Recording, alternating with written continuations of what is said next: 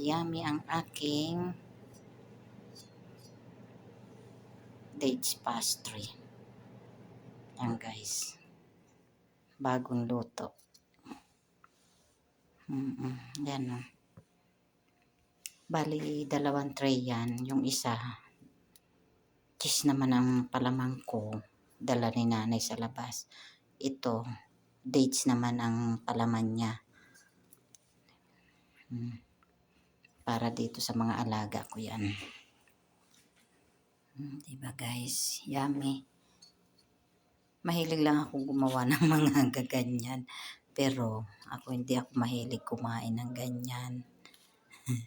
Hindi ako talaga hindi ako nakain ng pastry. Tagal ko na dito hindi ako nakain ng pastry.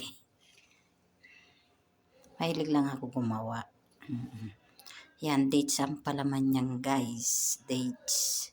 Diba?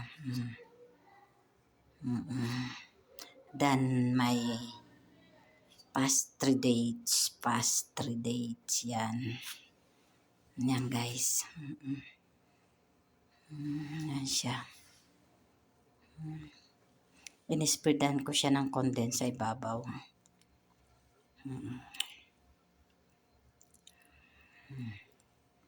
Yan siya. Yummy yan, yummy. Oh, diba guys? Yan, pag Ramadan, yan ang gagawin natin. Yan ang gusto kasi nila. Tapos yung palaman ay cheese. Yan. Okay guys, thank you for watching.